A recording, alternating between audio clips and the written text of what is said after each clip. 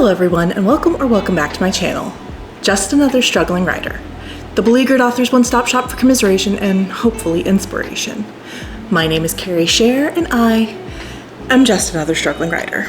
And I'm back, baby. But if you've been wondering where I've been, a brief explainer. I feel like I've been pretty open on this channel about my mental health and how sometimes I can really struggle with it. And I've gotten a lot better in recent years thanks to prodigious therapy, but there are still times where I get these episodes that make it really hard for me to be productive. And as a type A personality bitch, not being productive tends to make things worse. And so I end up in kind of this spiral where I can't make myself do anything productive, and because I'm not productive, I feel worse, which then makes me not want to do anything productive. Every so often, I will hit these periods of lows, and that is what happened after we got back from the cruise. Is it because I was not able to be productive on the cruise?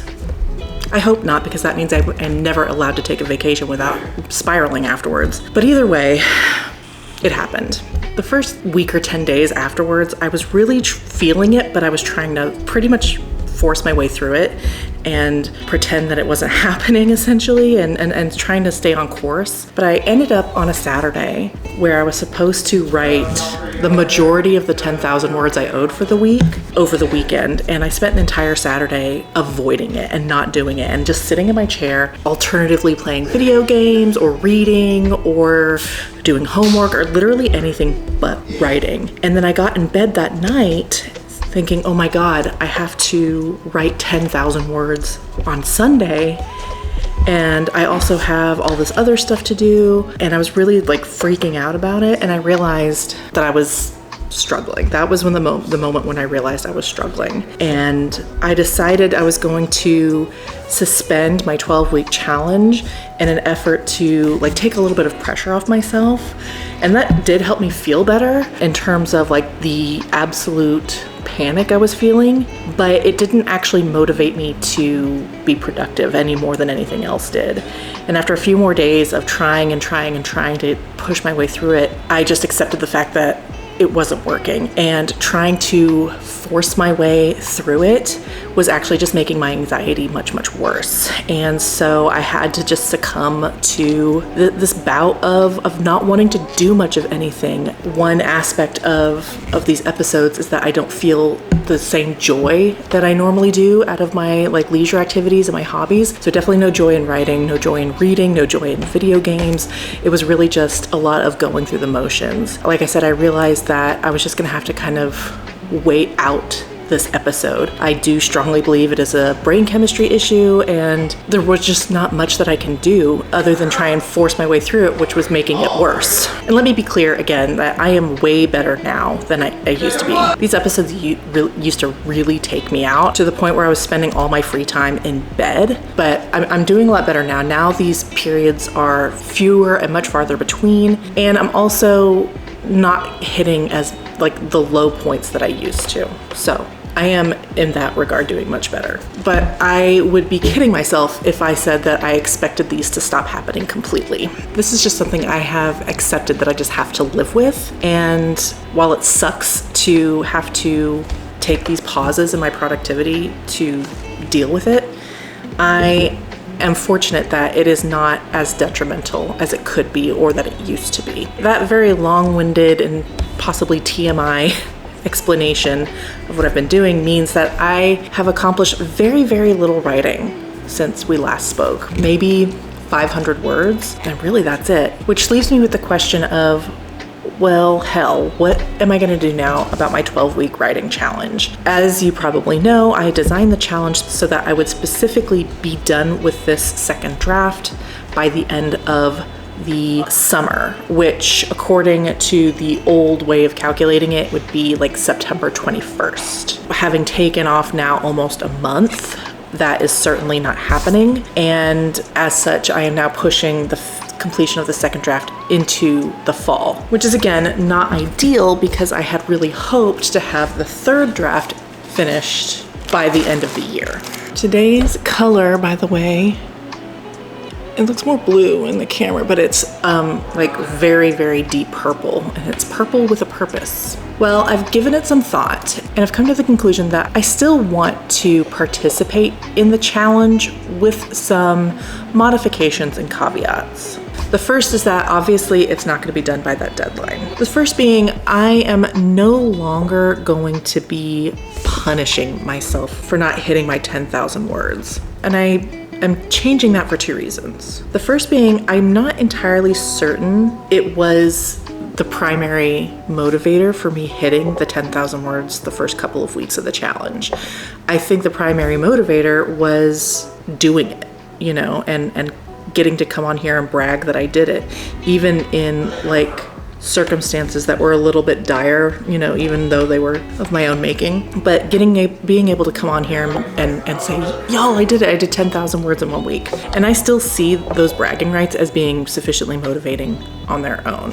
So that's the first reason. The second is that as I get back into writing on a regular basis, I'm leery of associating anything negative with it right out of the gate. At the end of the day, the most important thing is getting the words down. It's not about punishing myself for doing something that is almost superhuman, considering I do have a full-time day job as well as 3 kids and everything else. If you think about it, for me, I write about 500 words every hour. So 10,000 words a week is like an additional 20 hours of work. Anyway, long story short, I don't feel like punishing myself for not hitting that kind of crazy number is necessarily the right way to go. And like I said, it wasn't even really the motivating factor to begin with. That being said, I do kind of still want to try for 10,000 words a week. Given everything I just said, that might seem kind of insane, and maybe it is.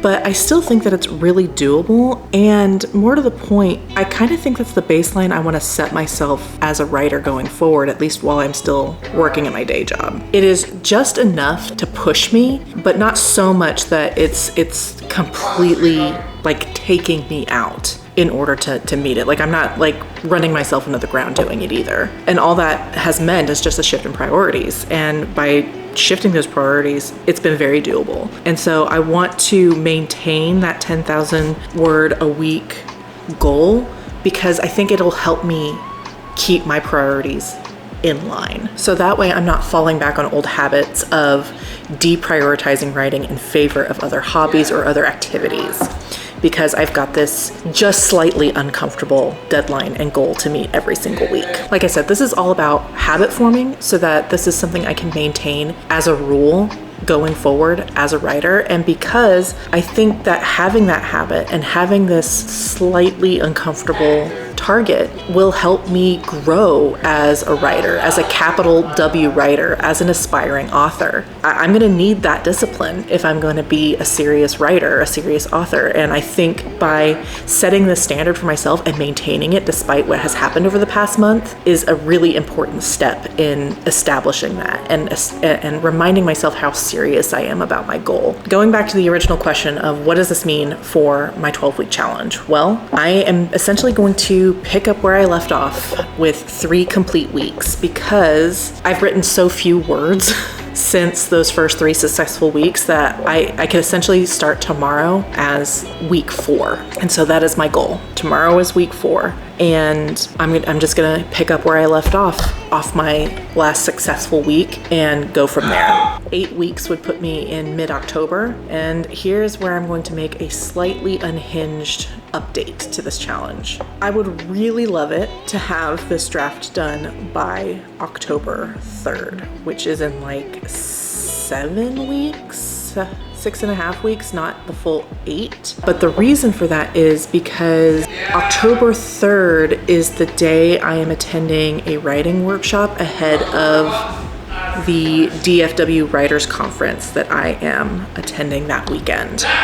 And I would really like to go into that workshop with a completed second draft, like knowing like where I'm at with my second draft. And I would really like to go into that conference and be able to talk to agents and say, hey, I just finished draft 2. This is where I'm at. This is what I'm thinking for revisions. Now, if I'm like 80% of the way done, or like 85% of the way done. I think I could still do that, but I like a bookend and I like having a deadline. I work much better with a deadline than without. And so I would really like to try and get this done by October 3rd.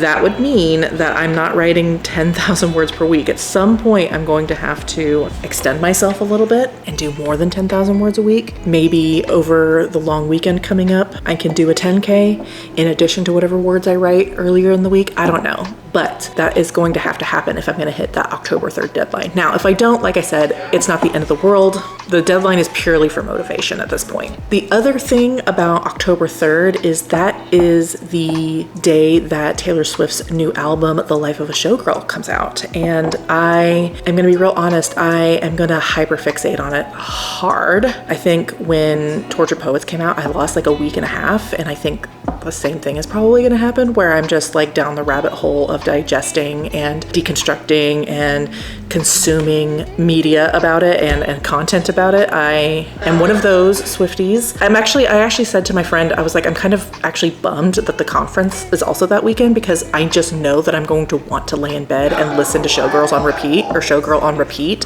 and you know, consume content about it. But alas, I'm going to have to be doing my job and going to this conference. Not my actual job, but you know, my second job, my hopeful job, my future job, as it were. So that's pretty much that. Starting tomorrow, which will be August the 18th, I am back. I am going to be back making content again, back writing, back trying to get this second draft completed. But with that in mind, there are some changes I would like to make just for myself in terms of my habits and goals. I honestly did consider scrapping the 12-week challenge and implementing a version of the 75 hard for writers, but I thought about it and I don't really think I want to do that. I don't think that's really the answer. I don't really think it'll help me. But there are some changes to my habits and that I think will help me meet this challenge more effectively. The first change is completely out of necessity. My kids went back to school last week, and my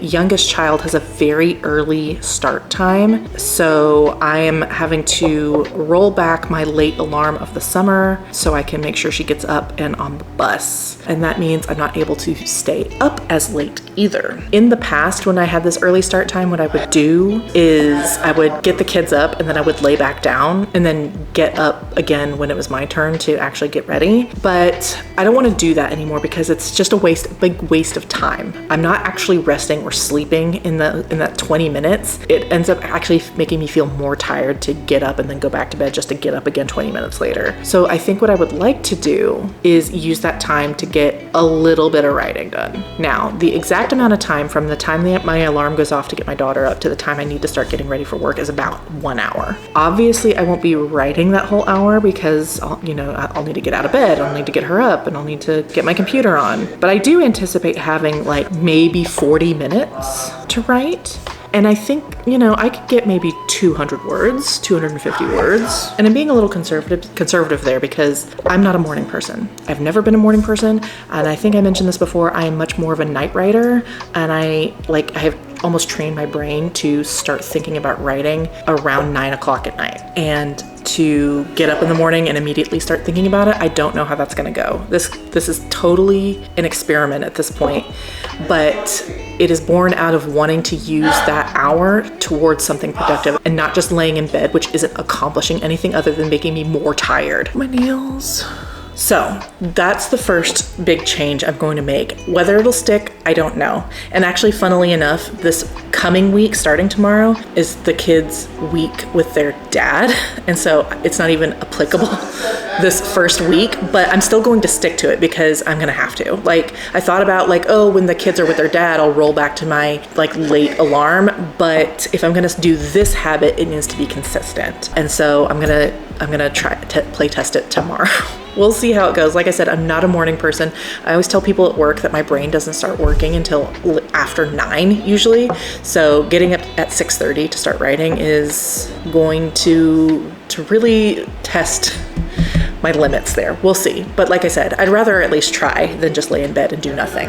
The other big thing that I want to emphasize with these changes is earmarking time every single day to do something fun, something leisurely, something relaxing, because I do wonder if part of the reason I struggled after the cruise was because I had not allowed myself enough time for leisure, and then I just overdosed on it on the cruise. And now my battery is out, so let's hurry. By making time to have fun every single day, even if it's just 30 minutes to play a video game or whatever, I need to incorporate that into my schedule every single day so that I am releasing tension and releasing excess anxiety. We're gonna do these last couple ones quick because my battery's almost dead. I've installed an app on my phone that will completely lock me out of all apps starting at 11 p.m. and the goal with that is to detox from screen time to help me with my sleep, and it won't unlock until 6:30. And then I want to work on my self-care and be a little bit more conscious of taking care of my body, specifically drinking water and trying to take like a 30-minute walk every day. I do have a walking pad, so if I can't make it outside, then I at least have the means to do so indoors. But my health has been something I have been neglecting over the last several years. I stopped going to the gym after we moved here. Not really after, like the same year we moved here. So that was 23, so a couple of years. And I want to get back in the habit and start taking better care of my body, because as I get older, it's really starting to take a toll. I also want to be more consistent with my journaling. I do journal most of the time during the week because I have made it part of my habit when I get to work, but I have neglected it on the weekends, and I think that'll really help me like visualize my days better, especially on days where the kids aren't here, and how to spend that time, my time productively. And okay, so my battery died. Did I charge that bitch for an hour? And it only gave me half an hour of use. Anyway, I just want to start journaling on the weekends more consistently. I just finished out a journal, and so I'm going to start a new one starting tomorrow. And I also am trying to get back into a weekly planner as well as my daily journaling habit, because what I have noticed with the daily journaling is it isn't as effective to like see into the future by week or month. And so I bought a weekly planner for that, and just maintaining it and being really consistent and really intentional about journaling and thinking and planning ahead. Type A personality. And then finally, I just wanted to mention reading. In my core, I want to read every day. I would love to read 100 pages a day, 50 pages a day, but it's just, there's just not enough time in the day. I read at about 50 pages an hour, and oh my gosh, it hit 11 o'clock and it locked me out of the camera app. See, this is what I'm talking about. I have all these ideas and I am unable to implement them. But to be fair, this time it was because I sat down to start filming and my camera was dead. So I charged it. It took an hour. It gave me half an hour of use. Anyway, reading. I just don't have the time to read as much as I want to in a day. I just can't. And I can't prioritize it over writing. And because I find the content creation surrounding my writing so motivating and so fulfilling, I'm not going to be sacrificing that either. So unfortunately, in my list of priorities of writing, content, and reading is at the bottom of that list. There are times where I just binge. So I will be reading inconsistently, but not every day. Certainly not 50 or 100 pages a day. As much as I would like to say that reading can be my leisure time, unfortunately, it is not. My brain doesn't categorize it as leisure. It categorizes it as work, as an obligation, because I view reading as an exercise to improve myself as a writer and to give myself something to talk about for content. And so there are times where, yes, it is fun, and I will get sucked into it, especially for like anticipated reads and stuff. But if it's not something I'm specifically like asking for or looking for, if it's just like my weekly checkout from the library, my brain just doesn't categorize it as fun, even if it is. I don't know how to explain it, but it's more like an obligation in my mind. And until I can reframe it, that's how it is. And so that is where it will stay on my list of priorities. So that's it. Finally, I just want to say quickly, thank you so much for sticking around through these unannounced lapses in content and just being around in the community. I follow something like 90 author tubers, and I am probably now not going to catch up on all the videos until the end of the year.